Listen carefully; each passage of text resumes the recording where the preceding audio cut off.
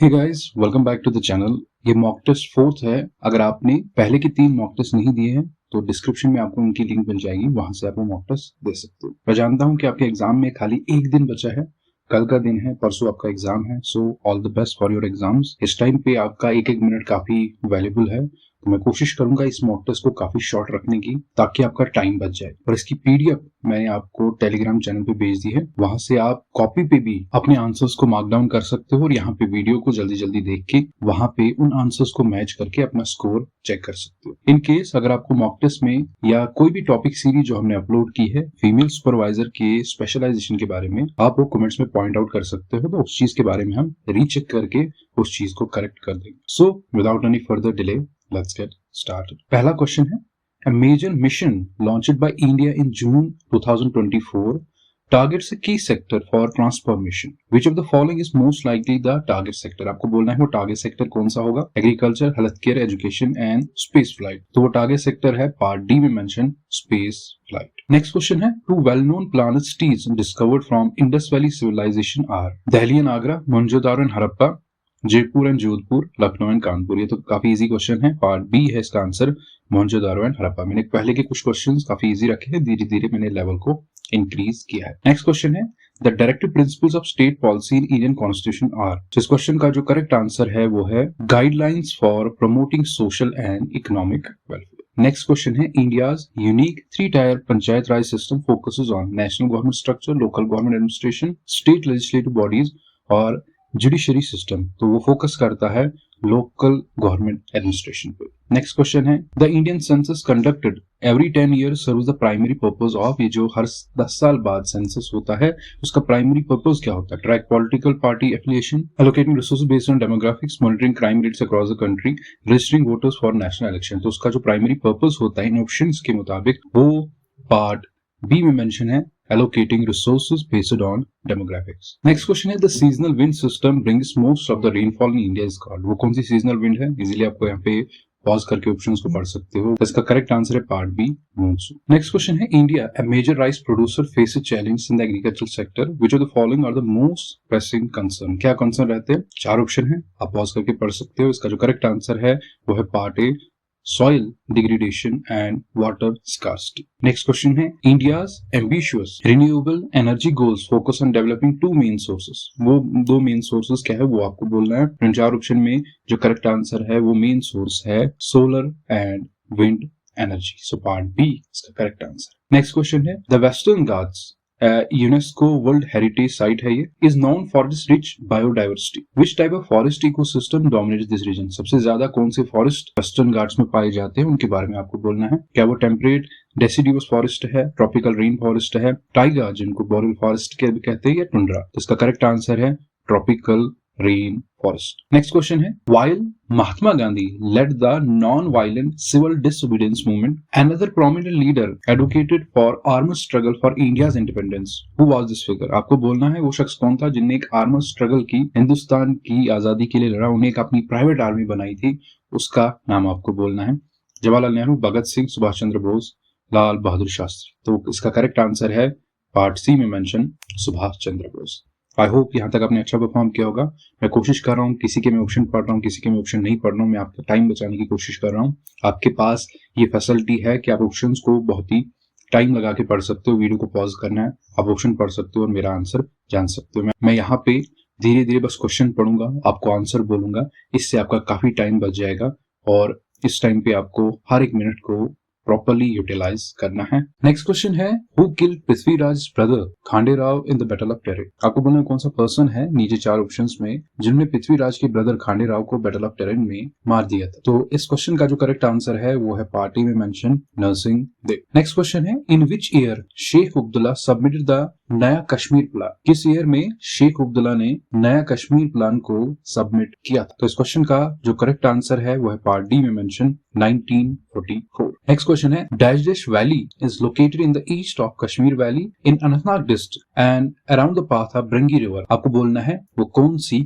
Valley है। मैं आपको पहले बता चुका हूँ, पॉज करना है, ऑप्शन 4 पढ़ने से आप ही का टाइम बचेगा। सो इस क्वेश्चन का करेक्ट आंसर है पार्ट ए, वो वैली है डक्सुम वैली। नेक्स्ट क्वेश्चन है, two rivers naming Batkoot and Gumber merge to form. ये दो रिवर्स है, ये मर्ज करके एक रिवर को बनाती है जो 4 ऑप्शन में मेंशन है। आपको उस रिवर का नाम बताना है। तो उस रिवर का नाम है वर्वन रिवर। सो पार्ट बी इसका करेक्ट आंसर है। नेक्स्ट क्वेश्चन है, what is the local name of loamy soil. Loamy soil का जम्मू एंड कश्मीर में एक लोकल नेम है, वो इन 4 ऑप्शन में मेंशन है। आपको लोकल नेम बताना है। तो इसका करेक्ट आंसर है पार्ट ए बहिल। नेक्स्ट क्वेश्चन है, when was the Kishtwar national park establish. Kishtwar national park कब एस्टैब्लिश हुई थी, वो डेट आपको बतानी है। तो वो डेट है पार्ट ए में मेंशन 1981। सो पार्ट ए इसका करेक्ट आंसर। नेक्स्ट क्वेश्चन है, Sunehri is a variety of pear, apple, peach, apricot. आपको बोलना है सुनहरी किसकी वैरायटी है। तो इसका करेक्ट आंसर है पार्ट बी, सुनहरी एप्पल की एक वैरायटी है। नेक्स्ट क्वेश्चन है, what type of product is produced with bringi forest tree. आपको बोलना है जो ब्रिंगी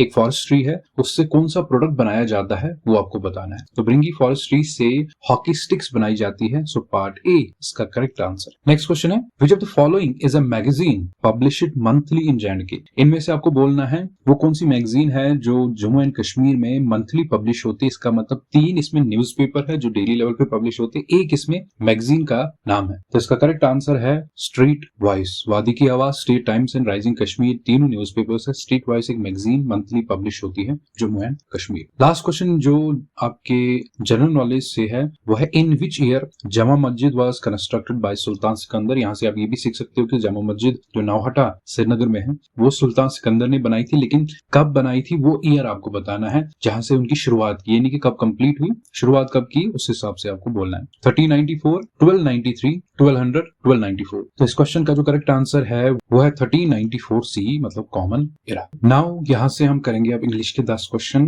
पहला क्वेश्चन है इंग्लिश से। क्वेश्चन क्या है, the scientist has been researching a cure for this disease for several years, when is likely to find a solution. एक तरह से आपको बोलना है कि एक तरह से अगर हम इसका आंसर बोलेंगे वो परफेक्ट आंसर किस पर्टिकुलर टेंस में होगा वो आपको बताना। क्या इसका आंसर आएगा ऐसे, already found, will find soon, is still researching, found recently. इस क्वेश्चन का जो करेक्ट आंसर है वो है part C, is still researching, जो कि प्रेजेंट परफेक्ट कंटिन्यूअस टेंस है। पार्ट सी इसका करेक्ट आंसर। नेक्स्ट क्वेश्चन है, rearrange the following sentence to form a coherent paragraph. एक तरह से इन सेंटेंसेस को आपको रीअरेंज करना है और मीनिंगफुल पैराग्राफ बनाना है जो यहाँ पे 4 लाइंस में मेंशन है। After the long journey they finally reach the oasis, feeling parched and exhausted they stumbled upon the sun beat down mercilessly on the endless desert sands, a glimmer of hope appeared on the horizon। तो नीचे options में 4 option है, arrange करना है आपको अपने हिसाब से किस तरह से एक मीनिंगफुल कोहेरेंट पैराग्राफ बनेगा, वो आंसर आपको बोलना है। तो वो आंसर है पार्ट सी में मेंशन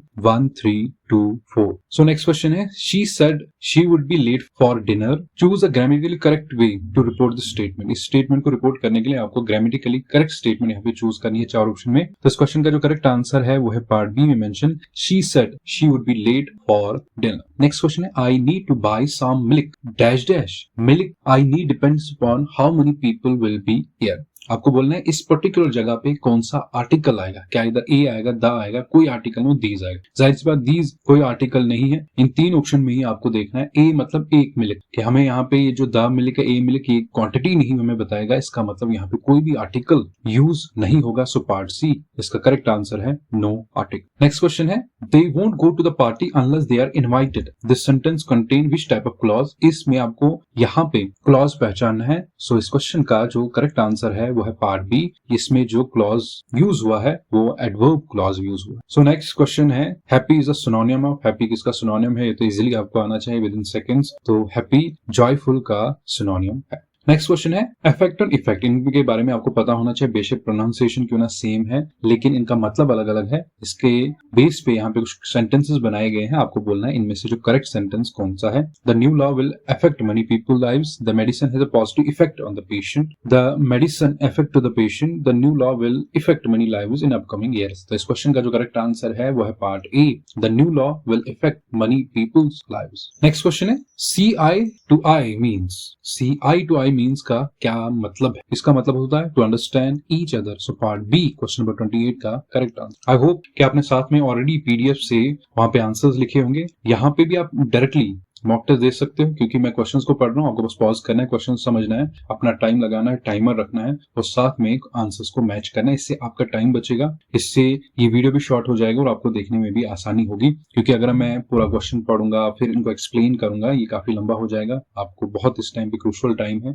सिर्फ एक दिन बचा है, कल का दिन, तो इस टाइम पे आपको टाइम को सही से यूज करना है। मैं बार बार ये चीज आपको बता रहा हूँ ताकि आप ये चीज अपने माइंड में रखो। सो क्वेश्चन नंबर 28 का पार्ट बी करेक्ट आंसर है। तो नेक्स्ट क्वेश्चन पे आते हैं। She sat dash the table on the table with eight in. इस बात का हमेशा ख्याल रखना कि इसमें बहुत सारी चीजें होती है, ऑन और एट पे यहाँ पे ज्यादातर बच्चे कंफ्यूज हो जाते हैं कि ऑन द टेबल लिखना है कि टेबल पे बैठा है, एट द टेबल की टेबल के पास में बैठा है, मतलब इन उसके सामने टेबल है। तो इस क्वेश्चन का जो करेक्ट आंसर है यहाँ पे वो है पार्ट सी में mention, she set at the table. वो टेबल के पास में बैठी थी, एक तरह से इसका मतलब निकलेगा वो जो टेबल है उसके फ्रंट में है, वहां पे वो बैठी। नेक्स्ट क्वेश्चन है जो कि लास्ट क्वेश्चन है इंग्लिश का। The thief stole the painting, what is the passive voice version of this sentence. आपको बोलना है the thief stole the painting, ये एक्टिव वॉइस में आपको उसका पैसिव वॉइस बनाना है, तो वो पैसिव वॉइस कौन सा सेंटेंस इन चार ऑप्शन में है वो आपको बोलना है। सो इस क्वेश्चन का जो करेक्ट आंसर है वो है पार्ट ए में mention, the painting was stolen by the thief. बहुत आसान क्वेश्चन थे ये, आई होप इसमें भी आपने बहुत अच्छा परफॉर्म किया होगा।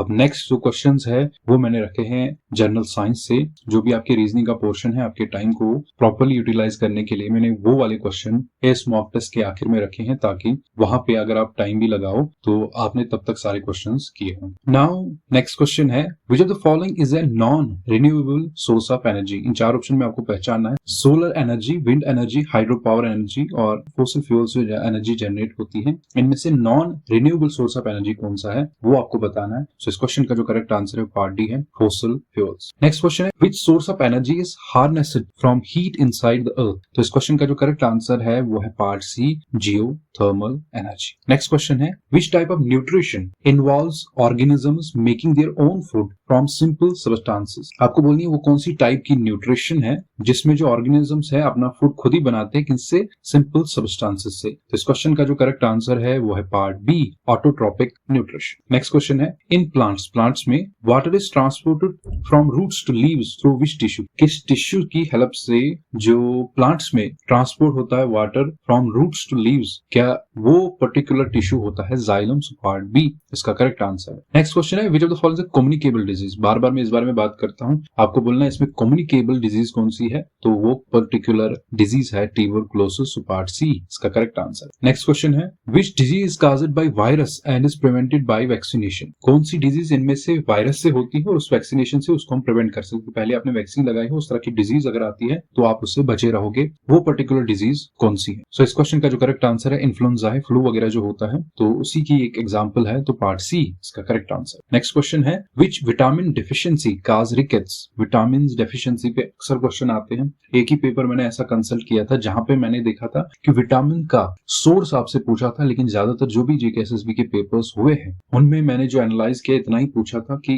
पर्टिकुलर विटामिन कौन सा है जिससे ये डेफिशिएंसी होती है, वो विटामिन आपको बोलना है। या चार विटामिन वहीं से लिखे हैं, उनके सामने उनकी डिजीज लिखी है और आपको देखना है क्या वो सही मैच करे। इस तरह की भी क्वेश्चन पूछे गए हैं, लेकिन ज्यादातर सोर्स बहुत कम में मेंशन था, ज्यादातर विटामिन डेफिशिएंसी से जो डिजीज होती है उस तरह के क्वेश्चन ज्यादातर जेकेएसएसबी में अभी तक आए हैं। सो ए, सी, डी और के। तो इस क्वेश्चन का जो करेक्ट आंसर है वो है विटामिन डी की डेफिशिएंसी से रिकेट होता है। नेक्स्ट क्वेश्चन देख लेते हैं, which vitamin is essential for blood clotting and cause excessive bleeding if deficient. कि अगर उसकी डेफिशिएंसी होगी तो ये पर्टिकुलर चीज हो सकती है, तो वो पर्टिकुलर विटामिन है vitamin K. So part C question number 38 का correct answer. In an ecosystem, next question क्या है, in an ecosystem which organism is typically at the base of a food chain. Base पे होता है, बिल्कुल starting पे होता है, वो ऑर्गेनिजम्स कौन से थे, प्राइमरी, सेकेंडरी, प्रोड्यूसर्स और डीकंपोजर्स। सो वो ऑर्गेनिजम्स होते हैं प्रोड्यूसर्स। सो पार्ट सी इसका करेक्ट आंसर। जनरल साइंस का जो लास्ट क्वेश्चन है वो है, which of the following correctly describes a food web. In particular options में से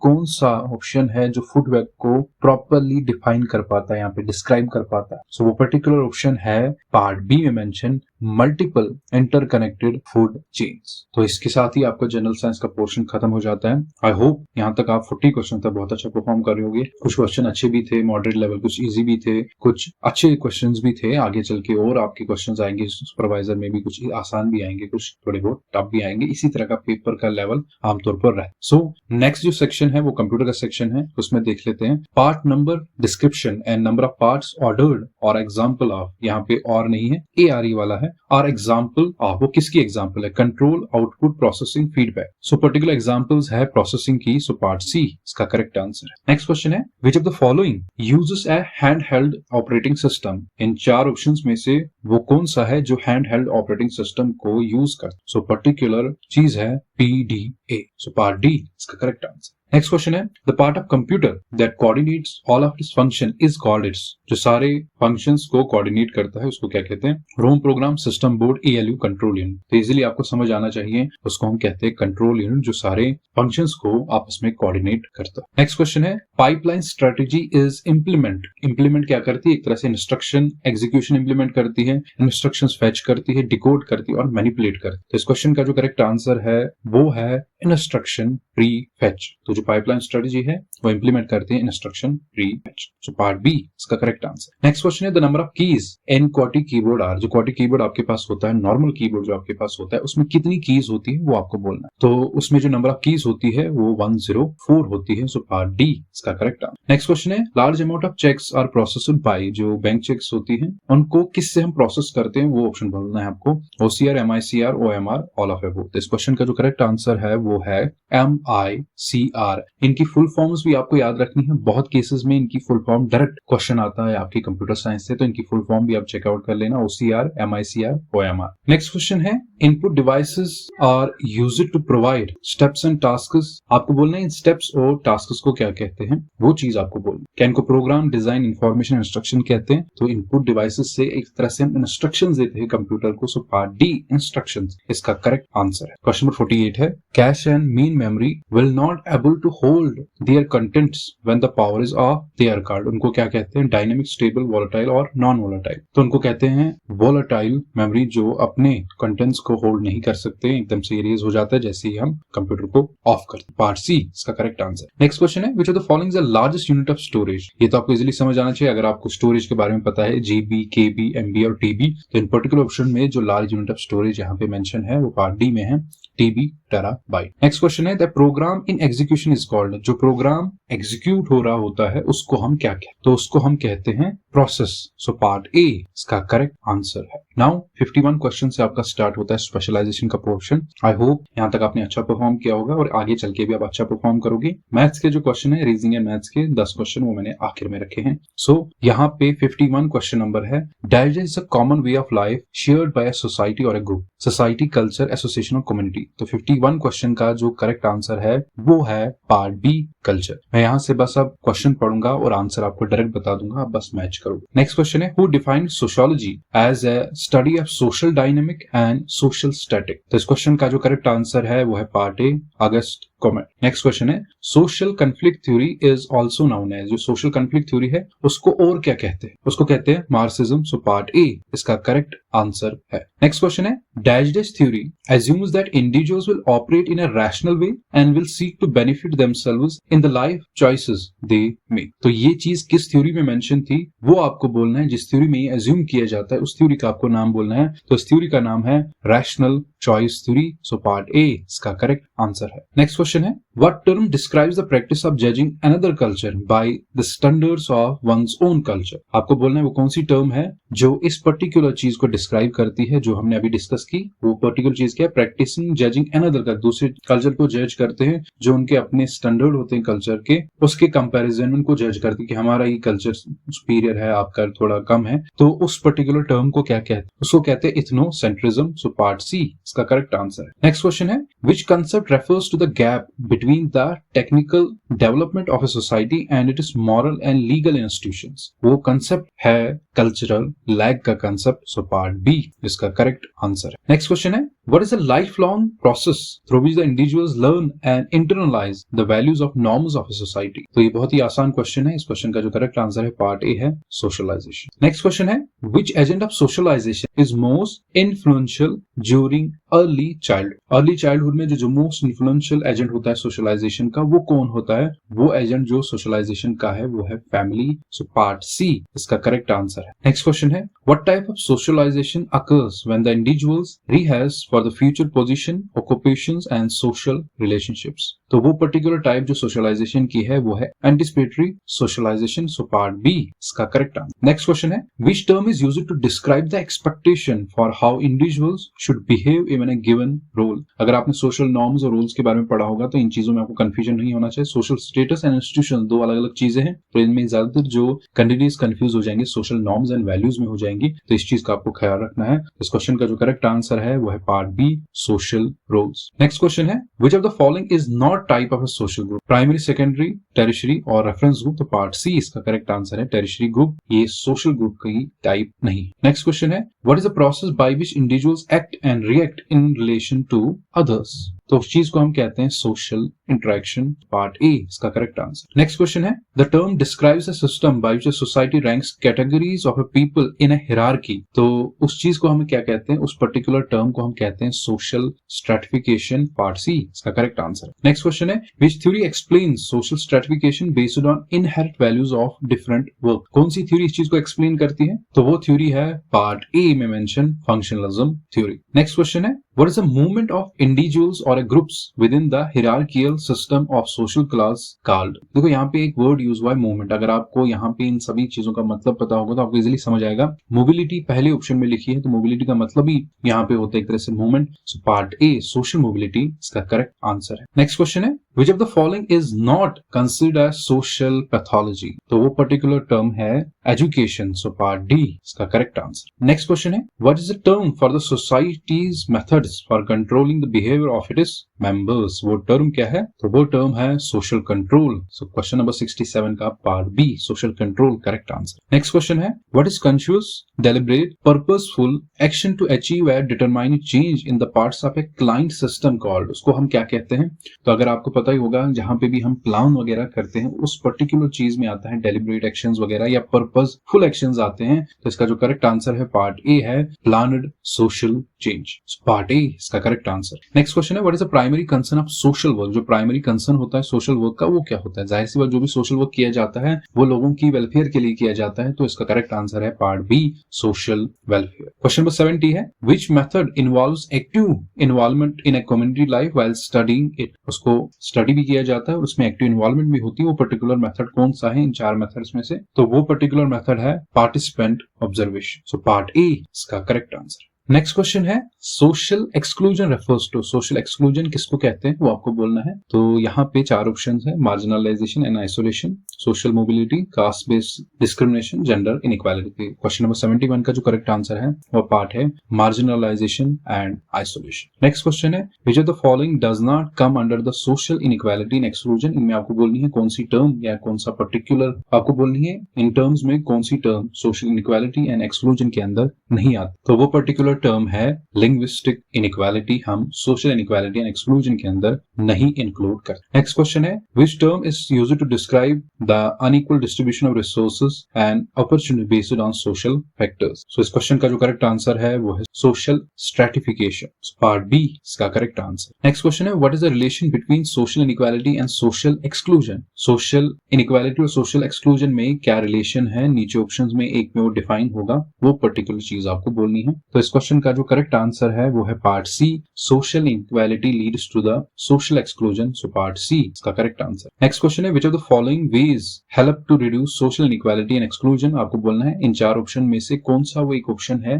जो सोशल इनइक्वालिटी और एक्सक्लूजन को कम करने में मदद करता है, वो आपको बोलना है। तो वो पर्टिकुलर ऑप्शन पार्ट ए में मेंशन है implementing affirmative action policies. Next question है what is the primary agent of a socialization. अभी हमने ऊपर भी बात की जो प्राइमरी एजेंट होता है सोशलाइजेशन का वो फैमिली होती है, पार्ट सी इसका करेक्ट आंसर। नेक्स्ट क्वेश्चन है which of the following is not a part of a hidden curriculum in schools. कौन सा उसमें हिडन करिकुलम में नहीं आता है, बहुत ध्यान से इस क्वेश्चन को देखना है। तो इस क्वेश्चन का जो करेक्ट आंसर है वो है acquiring academic knowledge, so part C इसका करेक्ट आंसर। नेक्स्ट क्वेश्चन है social learning theory was proposed by. जो सोशल लर्निंग थ्योरी है वो किसने दी थी, किसने प्रपोज की थी, वो आपको बोलना है। तो वो पर्टिकुलर थ्योरी दी थी अल्बर्ट बेंडूरा ने, सो पार्ट डी इसका करेक्ट आंसर है। नेक्स्ट क्वेश्चन है according to psycho analytic theory which component of the mind operates on the pleasure principle. कुछ क्वेश्चंस हमने टॉपिक टेस्ट सीरीज से भी लिए हैं, तो प्लेजर प्रिंसिपल पे हमने ये क्वेश्चन किया हुआ है, अगर आपको याद होगा तो यहाँ पे आप इजिली आंसर कर सकते हो। तो इस क्वेश्चन का जो करेक्ट आंसर है वो है पार्ट सी में मेंशन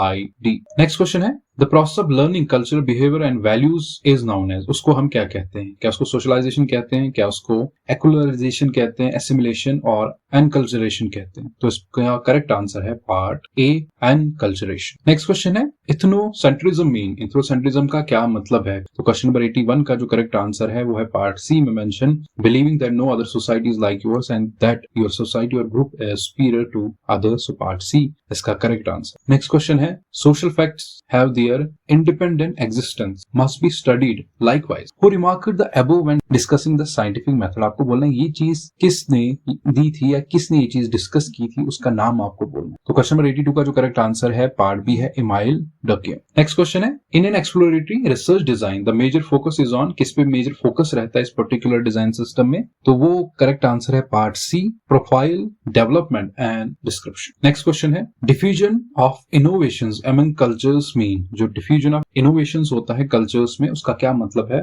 तो उसका मतलब होता है travels of trades and patterns the space and territory और transmission of trades complex in time, दोनों इसके मतलब होते हैं। So part C both A and B इसका करेक्ट आंसर। नेक्स्ट क्वेश्चन है social institutions are, social institutions क्या होते हैं? इन चार ऑप्शन के मुताबिक आपको बोलना है। तो social institutions are constellation of folkways and mores around some important functions of a society, so part C इसका करेक्ट आंसर। नेक्स्ट क्वेश्चन है a counter culture, counter culture किसको कहते हैं? आपको एक तरह से चार ऑप्शन पढ़ने हैं और सोचना है कि काउंटर कल्चर का जो मतलब है किस पर्टिकुलर ऑप्शन में डिफाइन है, वो ऑप्शन आपको बोलना है। तो वो ऑप्शन है part A, has to be against existing culture ethos और वैल्यूज। नेक्स्ट क्वेश्चन है dash dash is a safe motherhood invention under national health mission, एक तरह से जो स्कीम्स आपने पढ़ी है उसके बारे में आपको बोलना है। क्या वो जनानी सुरक्षा योजना है, PMMVY है, पोषण अभियान, नाना पेगो? तो जनानी सुरक्षा योजना is a safe motherhood intervention under national health mission, so part A इसका करेक्ट आंसर। नेक्स्ट क्वेश्चन है डेमोग्राफिक ट्रांजिशन एग्जिबिट्स, जो डेमोग्राफिक ट्रांजिशन होता है उसका क्या मतलब होता है? तो फर्स्ट फेज में हमें पता ही है हाई बर्थ रेट और हाई डेथ रेट्स होती है, सो पार्ट सी इसका करेक्ट आंसर है। नेक्स्ट क्वेश्चन है डेमोग्राफिक ट्रांजिशन एग्जिबिट्स, यहाँ पे फर्स्ट फेज के बारे में ज्यादातर बात हुई, तो आपको बोलना है जो डेमोग्राफिक ट्रांजिशन फर्स्ट फेज होता है उसमें बर्थ रेट कैसी होती है और डेथ रेट्स कैसी होती है, मतलब हाई होती है या लो होती है? तो डेमोग्राफिक ट्रांजिशन में फर्स्ट फेज में हाई बर्थ रेट्स और हाई डेथ रेट्स होती है, सो पार्ट सी इसका करेक्ट आंसर है। नेक्स्ट क्वेश्चन है as a consequence of rural urban migration, आपको बोलना है यहाँ पे कौन सा कॉन्सिक्वेंस होता है जब रूरल अर्बन माइग्रेशन होती है, तो कौन सा कॉन्सिक्वेंस, कौन सी चीज होती है, वो चीज आपको यहाँ पे ऑप्शंस में बोलनी है। तो इस क्वेश्चन का जो करेक्ट आंसर है वो है part C, ruralization of urban areas and ribbon growth seems to be the result, so part C इसका करेक्ट आंसर। नेक्स्ट क्वेश्चन है in a patriarchal family the major decisions are taken by, जो patriarchal family होती है जो major decisions होते हैं वो कौन लेता है? तो देखो मैंने आपको बोला था मैट्रियार्चल, पेट्रियार्चल, मैट्री मतलब मदर की साइड में, मतलब माँ की साइड में, पेट्रियार्चल मतलब फादर की साइड में। तो यहाँ पे आपको इजीली समझ आएगा जो मेल हेड होगा फैमिली का वही उसी के हाथ में ज्यादातर अथॉरिटी होगी, सो पार्ट सी इसका करेक्ट आंसर। नेक्स्ट क्वेश्चन है who is the father of sociology, ये तो आपने सबसे पहले यही चीज पढ़ी होगी, सो क्वेश्चन का करेक्ट आंसर है पार्ट ए, अगस्ट कॉमेट, क्योंकि ये पहला सोशियोलॉजिस्ट है जिसने खुद को सोशियोलॉजिस्ट डिक्लेयर किया था। सो नेक्स्ट क्वेश्चन की तरफ हम बढ़ते हैं, which sociologist defined sociology as a study of social actions, तो ये पर्टिकुलर सोशियोलॉजिस्ट था Max Weber, so part B इसका करेक्ट आंसर। नेक्स्ट क्वेश्चन है classification of groups as in group and out group was presented by, ये classification groups की किसने दी थी? तो ये क्लासिफिकेशन दी थी समनर ने, सो पार्ट डी इसका करेक्ट आंसर है। नेक्स्ट क्वेश्चन है the term sociology derived from dash word socius and dash word logos, आपको बोलना है ये जो सोशियस वर्ड है ये कौन सा वर्ड है? यहाँ पे देखो, यहाँ पे ऑप्शंस दिए हैं। So, ये सोशियस एक लैटिन वर्ड है, so the term sociology is derived from a Latin word socius and Greek word logos, so part A इसका करेक्ट आंसर। नेक्स्ट क्वेश्चन है who called sociology as social physics, sociology को social physics किसने कहा था? इन तीन लोगों में से लास्ट वाला ऑप्शन है नाना पेगो, इनकेस अगर ये तीन नहीं है तो लास्ट वाला ऑप्शन आएगा। तो इस क्वेश्चन का जो करेक्ट आंसर है वो है पार्ट ए, अगस्ट कॉमेट ने कहा था सोशियोलॉजी को as a social physics. Next question है human and animal society share all but one of the following characteristics, आपको बोलना है कि वो सारे कैरेक्टर्स शेयर करते हैं लेकिन एक नहीं करते हैं, वो पर्टिकुलर कौन सा है? तो इस क्वेश्चन का जो करेक्ट आंसर है वो है part B, beliefs and collective destiny, so part B beliefs and collective destiny इसका करेक्ट आंसर। नेक्स्ट क्वेश्चन है name of fusing of minority groups in the dominant society. उस पर्टिकुलर फ्यूजिंग को क्या कहते हैं वो आप नीचे 4 टर्म्स हैं, उन टर्म्स को एक तरह से आपको बोलना है वो टर्म कौन सी है। सो वो टर्म है एसिमिलेशन। सो पार्ट डी इसका करेक्ट आंसर है। नेक्स्ट क्वेश्चन है the basic unit of cultural reality is the cultural. वो बेसिक यूनिट जो कल्चरल रियलिटी का है वो क्या है? कम्प्लेक्स ट्रेट, थीम और कंस्ट्रक्ट। तो वो है cultural trait. So part B इसका करेक्ट आंसर। नेक्स्ट क्वेश्चन है identify a slow and gradual process from the following. Slow and gradual process कौन सा है? एक टर्म है यहाँ पे जो स्लो एंड ग्रेजुअल प्रोसेस को मेंशन करता है, वो आपको बोलना है। वो पर्टिकुलर टर्म है एसिमिलेशन। नेक्स्ट क्वेश्चन है A dash is a larger group to which individuals belong। एक लार्जर ग्रुप होता है जहां से ज्यादातर इंडिविजुअल्स बिलोंग करते हैं, वो कौन सा है? तो वो पर्टिकुलर है society. Society is a larger group to which individuals belong. So part B इसका करेक्ट आंसर। अब 10 क्वेश्चन बच गए स्पेशलाइजेशन के, उसके बाद हमें बेसिक रीजनिंग और मैथमेटिक्स का पोर्शन करना है। उसमें मैं आपको चीजों के बारे में अच्छे से डिटेल में समझाऊंगा ताकि अगर आपको कोई क्वेश्चन नहीं आता है वो भी आप सीखोगे। तो यहाँ पे क्वेश्चन नंबर 101 है in secondary groups membership is, मतलब वॉलंटियर, इनवॉलंटियर, इनेट, ये आपको ऑप्शंस बोलना है। तो करेक्ट आंसर इसका है पार्ट बी। जो सेकेंडरी ग्रुप्स होते हैं उनमें मेंबरशिप वॉलंटरी होती है। नेक्स्ट क्वेश्चन है when 2 or more individuals come together and influence one another they constitute a social group। ये पर्टिकुलर सोशियोलॉजी में ये बात किसने कही थी उसका नाम आपको बोलना है। यहाँ पे 2 जगहों पे Ogburn and Nimkoff and MacIver and Page 2 नाम मेंशन है और इन 2 जगहों पे खाली एक नाम मेंशन है, लेकिन अगर आपको लगता है ये चीज 2 ने साथ में डिफाइन की है तो वो भी आप बोल सकते हो। क्वेश्चन नंबर 102 का जो करेक्ट आंसर है पार्ट डी में मेंशन है ऑकबर्न एंड निमकॉफ। नेक्स्ट क्वेश्चन है who classified groups into small groups and larger groups. किसने ग्रुप्स को स्मॉल एंड लार्जर ग्रुप्स में क्लासिफाई किया था? वो पर्टिकुलर सोशियोलॉजिस्ट कौन था? सो पर्टिकुलर सोशियोलॉजिस्ट था सिमल। सो पार्ट सी इसका करेक्ट आंसर। नेक्स्ट क्वेश्चन है in principle the age of a person is, control variable है, कंटिन्यूस है, डिस्क्रीट है और स्पर्स है। तो हमें पता है एज एक कंटिन्यूस वेरिएबल है। सो पार्ट बी इसका करेक्ट आंसर। नेक्स्ट क्वेश्चन है questions relevant to some respondents and irrelevant to others are known as. उन क्वेश्चंस को क्या कहते हैं? इस तरह के क्वेश्चन ज्यादातर आपको मेंशन नहीं है सिलेबस में।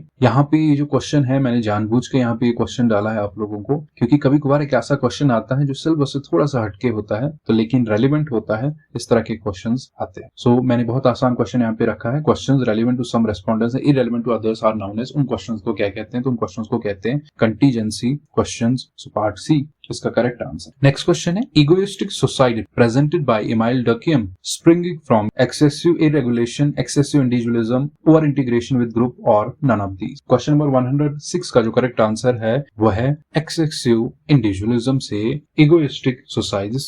सो पार्ट बी इसका करेक्ट आंसर है एक्सेसिव इंडिविजुअलिज्म। नेक्स्ट क्वेश्चन है sociology introduced as an academic discipline by. Sociology को एज ए एकेडमिक डिसिप्लिन किसने इंट्रोड्यूस किया? तो पार्ट बी इसका करेक्ट आंसर। नेक्स्ट क्वेश्चन है in division of labour in society Emile Durkheim present the idea of. जो division of labour in society है Emile Durkheim ने इसमें कौन सा आइडिया रिप्रेजेंट किया? सो वो पर्टिकुलर आइडिया था mechanical and organic society. Next question है which sociologist known for his work on the concept of iron cage of rationality in modern society. ये कंसेप्ट किस सोशियोलॉजिस्ट ने दिया था? उस सोशियोलॉजिस्ट का आपको नाम बोलना है। तो वो सोशियोलॉजिस्ट था Max Weber. So part A इसका करेक्ट आंसर। नेक्स्ट क्वेश्चन है according to symbolic interactionism society is composed of. Specialization का आखिरी क्वेश्चन है तो इसका करेक्ट आंसर है सिंबल्स एंड मीनिंग। सो इसके साथ में ही आपके मॉक टेस्ट में स्पेशलाइजेशन का पोर्शन भी खत्म हो जाता है। यहाँ से जो पोर्शन आपको मैंने दिया है वो है बेसिक अर्थमेटिक एंड रीजनिंग का पोर्शन। इनको मैं आपको साथ साथ में क्वेश्चन भी पढ़ूंगा और साथ साथ में आंसर्स भी बोलूंगा। अगर आपको आते हैं तो वो आंसर्स जो मैंने एक्सप्लेनेशन या सिखाए होंगे आपको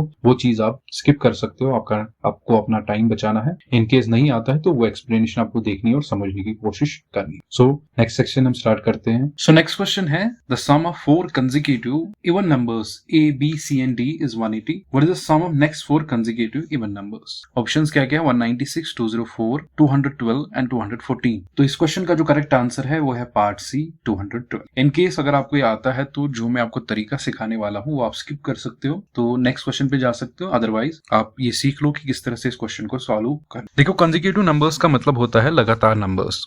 फॉर एग्जाम्पल 1, 2, 3, 4 इनको हम कंसेक्यूटिव नंबर्स कहें। अब हमें कंसेक्यूटिव इवन नंबर्स की जो लगातार इवन नंबर्स आएंगे, फॉर एग्जाम्पल पहला नंबर क्या है 2, दूसरा क्या आएगा, इसका मतलब कहीं से भी हम शुरुआत करें, चाहे हम 4 से शुरू करें, 6, 8, हर बार क्या हो रहा है कि पीछे वाले नंबर में 2 ऐड हो रहा है और नेक्स्ट नंबर आ रहा है। देखो 4 + 2 6, 6 + 2 8, इसी तरह ये नंबर बढ़ रहे हैं। लेकिन हमें नहीं पता ही कहाँ से शुरुआत करनी है। 40 से शुरुआत करनी है, 51 से शुरुआत करनी है, 60 से शुरुआत करनी है। तो हम मान लेते हैं कि जो पहला कंसेक्यूटिव इवन नंबर होगा वो x होगा। अब हमें पता है कि नेक्स्ट इवन कंसेक्यूटिव नंबर क्या होगा, x+2। 2 प्लस करेंगे, इसमें अब 2 प्लस करेंगे तो x+2 इक्वल्स टू x+4। इसी तरह नेक्स्ट आएगा x+6 x+8, लेकिन हमें 4 चाहिए तो 1 2 3 4। इनको जब ऐड करेंगे, ये लिखा है कि जब आप 4 कंसेक्यूटिव इवन नंबर्स को ऐड करोगे वो आता है 180। सबसे पहले हम यही निकालते हैं। तो x x x 4 बार x है तो 4 times x, 4 + 2 6, 6 + 6 12 equals to 180। So 4x equals to 180, ये जो प्लस ट्रांसपोज होके उधर आएगा ये बनेगा -12। तो 4x equals to 168। So x equals to 168 divide by 4। So 4 4 16 and 4 2 8। तो जो x की वैल्यू आई वो आई 42। इसका मतलब जो पहला कंसेक्यूटिव नंबर हमें लेना है 42। अब इसके बाद नेक्स्ट क्या आएगा, तो इसके बाद जो इवन नंबर आएगा वो आएगा 44। सो 42 44 46 एंड 48 वो कंसेक्यूटिव नंबर्स है जिनको प्लस करके 180 आता है। अब इसके नेक्स्ट कंसेक्यूटिव 4 नंबर्स क्या होंगे, 50 52 54 56। अब हमें इनको ऐड करना है, वही आंसर है हमारा। देखो 6 + 4 10, 10 + 2 12, 1 कैरी, 5 + 5 10, 10 + 5 15, 15 + 5 20, 20 + 1 21, मतलब 212 इसका करेक्ट आंसर है पार्ट सी। नेक्स्ट क्वेश्चन देख लेते हैं। आपको बोलना है अगर अर्थमेटिक मीन 50 नंबर्स का 41.4 है तो उनका सम कितना होगा। ये बहुत ही आसान क्वेश्चन है, इसमें ज्यादा कोई कैलकुलेशन नहीं है। नॉर्मली अगर ऑन एन एवरेज एक वैल्यू आती है 50 नंबर्स की 14.4, टोटल नंबर्स कितने हैं 15 से आपको मल्टीपल करना है तो इसका आंसर आता है 621। इसको आप सॉल्व भी कर सकते हो। For example 414 divide by 10 into 15, cancellation होगी, 5 2 10, 5 3 15 एंड 2 2 4, 2 0 0 एंड 2 7 14। तो 207 को हमें 3 से मल्टीपल करना है तो 3 7 21, 2 कैरी, 3 0 0 प्लस 2 एंड 3 2 6, तो 621 आपका यहाँ पे आंसर आता है। तो बहुत आसान क्वेश्चन है। जब भी आपको एवरेज दिया होगा, नंबर ऑफ ऑब्जर्वेशन दिए है तो उनको मल्टीपल करके आपको टोटल सम उनका पता चल जाता है। तो यहाँ पे जो 621 है वो है पार्ट डी, तो इसका करेक्ट आंसर है पार्ट डी। नेक्स्ट क्वेश्चन देख लेते हैं। 113 क्वेश्चन है। The age of Shakti and Kanti are in the ratio of 8:7 respectively. After 10 years the ratio of their age will be 13:12। What is the difference of their age. जब यहाँ पे लिखा नहीं difference between their edges का मतलब उनकी present as का आपको डिफरेंस बोलना है। तो इस क्वेश्चन का जो करेक्ट आंसर है वो है पार्ट ए, 2 years का डिफरेंस आता है। अब हम सीखेंगे किस तरह सॉल्व करना है। तो देखो मान लेते हैं ये शक्ति है और ये कांति है। चलो मान लेते हैं इसकी प्रेजेंट एज x है और इसकी प्रेजेंट एज y है, ठीक। लेकिन हमें इनका रेशियो दिया है, वो रेशियो क्या दिया है 8:7। इसका मतलब हम कॉमन रेशियो यहाँ पे x ले सकते हैं तो 8x इसकी एज बन जाएगी, यहाँ y की वैल्यू आएगी 7x। इसका मतलब हमें ये लेने की जरूरत नहीं है। हम नॉर्मली अगर ऐसे भी लेंगे स्टार्टिंग में ही, क्योंकि रेशियो दिया है कि let the common ratio be x, तो अब शक्ति की जो एज हो जाएगी वो 8x और इसकी प्रेजेंट एज हो जाएगी 7x। अब दोनों इक्वेशन हमें x वेरिएबल में है तो एक लीनियर इक्वेशन फॉर्म हो। उसके बाद लिखा है 10 years, 10 साल बाद इसकी कितनी एज होगी, तो इसमें 10 years ऐड कर देंगे तो 8x + 10। इसी तरह इसकी 10 साल बाद कितनी एज होगी वो है 7x + 10। तो अब हमें बोला गया है कि अगर रेशियो को क्या कहते हैं, कंपैरिजन बाय डिवीजन। इसका मतलब 8x + 10 डिवाइड बाय 7x + 10। इसका मतलब हमने रेशियो निकाला 10 साल बाद जो शक्ति और कांति की एज होगी, उसका रेशियो वहीं से दिया है कि अगर आप उसका रेशियो निकालोगे वो 13:12 आएगा या 13 डिवाइड बाई 12 आएगा। अब इस इक्वेशन को हम सॉल्व करेंगे, लीनियर इक्वेशन है। 12 मल्टीपल हो जाएगा, 12 8 are 96x + 120 इक्वल्स टू 13 × 7 होता है 91x + 130। तो 96x - 91x इक्वल्स टू 130 - 120, तो ये आएगा 5x equals to 10 divide by 5 equals to 2। इसका मतलब वो जो x आया 2 के बराबर, तो अब इसकी प्रेजेंट एज कितनी 8x, तो 8 × 2 कितना होगा 16। इसी तरह इसकी प्रेजेंट एज कितनी है 7 7 × 2 14। इसका मतलब 16 - 14 इक्वल्स टू 2। इसका मतलब 2 साल का डिफरेंस आएगा उनकी प्रेजेंट एज में। तो इस तरह से इस क्वेश्चन को अप्रोच करना है। आई होप ये आपको समझ आ गया हो। अब नेक्स्ट क्वेश्चन की बात कर लेते हैं हम। नेक्स्ट क्वेश्चन है 0.01 इज व्हाट % ऑफ 0.1। आपको बोलना है कि जो 0.01 है ये कितने % बनेगा 0.1 का। तो इसका जो करेक्ट आंसर है वो है 10% पार्ट सी। अब हम सीखेंगे इसको कैसे सॉल्व करना है। देखो यहाँ पे हमें लिखा है कि 0.1 का कुछ % इसके बराबर है। इसका मतलब है x% ऑफ 0.1 इक्वल्स टू 0.01। इसके बारे में डिटेल लेक्चर्स मेरी चैनल पे आपको मिल जाएंगे, डिस्क्रिप्शन में भी लिंक है, वहां से इन चीजों को आप सीख सकते हो। मैंने परसेंटेज एंड लॉस बहुत ही डिटेल में आपको सिखाया है। So x% of 0.1 equals to this. हमें पता नहीं कितने % है, तो x% x डिवाइड बाय 100 ये ऑपरेटर है इनटू 0.1 इक्वल्स टू 0.01। अब हम इन डेसिमल डेसिमल नंबर्स को फ्रैक्शन में बदलेंगे तो 1 divide by 10 equals to 1 divide by point आएगा और जितने डिजिट होंगे उतने 0 डिवाइड बाय 100, तो ये बनेगा x डिवाइड बाय 100 इंटू 10, ये बनेगा 1000 इक्वल्स टू 1 डिवाइड बाय 100। तो x इक्वल्स टू यहाँ पे डिवाइड में तो मल्टीपल में चला जाएगा, दूसरी साइड ऊपर साइड शॉर्ट में जो इक्वेशन में इस तरफ नीचे होगा वो उस तरफ ऊपर में आएगा।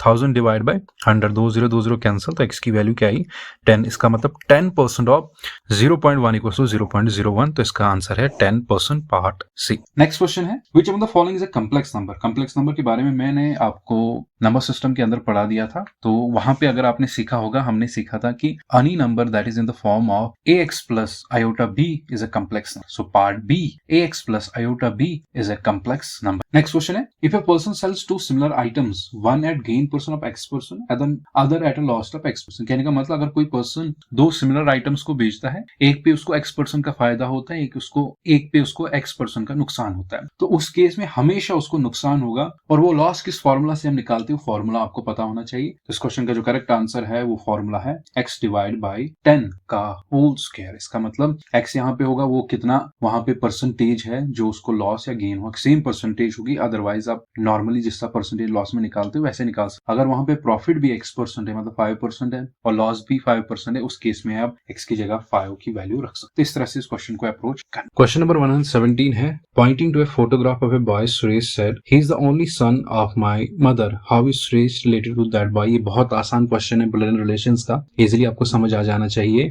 तो ब्रदर, अंकल, कजिन और फादर, तो इसका करेक्ट आंसर है फादर, पार्ट डी। तो बहुत आसान क्वेश्चन है, इस पे हम टाइम वेस्ट नहीं करेंगे। इसमें सीधा लिखा है ही is the only son of my mother. Next question है y is in the east of x which is in the north of z. If p is in the south of z then in which direction of y is p? North, south, southeast. इस question का जो correct answer है वो है south west. South west कैसे आपको निकालना है वो हम सीखें। y is the east of x, चलो मान लेते हैं जो x है यहाँ पे उसके ईस्ट में कौन है, y है। which is in the north of z, और नॉर्थ में z के नॉर्थ में x है, तो z के नॉर्थ में x है, इसके ईस्ट में y है। And p is the south of z, और p साउथ में है z के, तो चलो मान लेते हैं ये साउथ में है z के। Then in which direction of y is p, तो y के डायरेक्शन में p कहाँ पे है, अब तो देखो इस डायरेक्शन में है, तो ये डायरेक्शन कौन सी आती है, साउथ वेस्ट की तरफ। नेक्स्ट क्वेश्चन है 119, लुक एट द सीरीज। इस सीरीज में आपको देखना है तो क्या नंबर नेक्स्ट आएगा 21 के बाद। देखो यहाँ पे अगर ऑल्टरनेटिव सीरीज है 21, 21, 21, ये ऑल्टरनेटिव सीरीज चल रही है सिर्फ एक, फिर है 9, 11, 13, और इसी के कंपेरिजन में यहाँ पे एक नंबर आएगा। अब 9 में 2 ऐड किए 11, 11 में 2 13, 13 में 2 ऐड करेंगे 15, तो पार्ट बी 15 इसका करेक्ट आंसर है। इसमें ज्यादा कुछ समझाने का नहीं था, बहुत एक सिंपल क्वेश्चन था। अब नेक्स्ट क्वेश्चन है अगर ए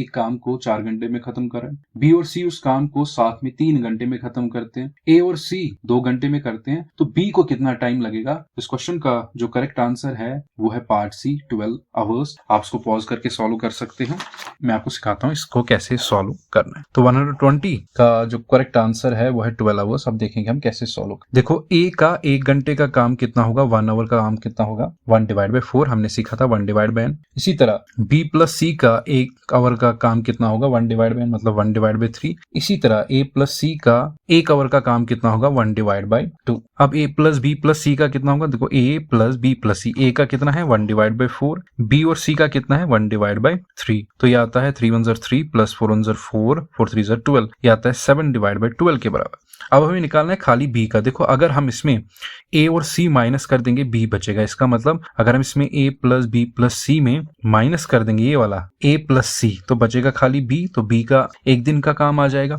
तो 7 divide by 12 minus 1 divide by 2, तो अगर इसको 6 ऊपर भी 6 से मल्टीपल करना है, 7 divide by 12 minus 6 divide by 12 आएगा 1 डिवाइड बाई। अब ये एक तरह से 1 घंटे का काम है, तो 1 घंटे का काम या 1 दिन का काम हम निकालते हैं और उसको लिखते हैं 1 डिवाइड बाई 12, तो ये आ गया 12 के बराबर। तो 12 घंटों में जो यहाँ पे आवर्स में दिया है, तो यहाँ पे 12 आवर्स इसका करेक्ट आंसर है। सो आई होप इस मॉक टेस्ट में आपने बहुत अच्छा परफॉर्म किया होगा। ये लास्ट मॉक टेस्ट था, अब आपके पास उतना टाइम नहीं है कि आप मॉक टेस्ट पे काफी टाइम वेस्ट करो, थोड़ा सा ही टाइम बचा है, उस टाइम में आप रिवाइज करो। जो भी कमी पेशियां रह जाती है इन दिनों, जो आपने मॉक टेस्ट दिए हैं, टॉपिक टेस्ट दिए हैं, उसमें जो कमी पेशियां रह जाती है उनको दूर करने की कोशिश करो, रिवाइज अच्छे से करो। अगर आपकी प्रिपरेशन बहुत अच्छी है तो आप मॉक टेस्ट और दे सकते हो। सो all the best for your exams. मेरी तरफ से और जो मेरी तरह ही आपकी हेल्प करे उन सबकी दुआएं आपके साथ है, हम सबकी दुआएं आपके साथ है। इंशाल्लाह आप में से जिसने भी अच्छे से मेहनत की होगी, डेडिकेशन के साथ पढ़ा होगा, उसका जरूर क्वालिफाई हो जाएगा। So all the best for your exams.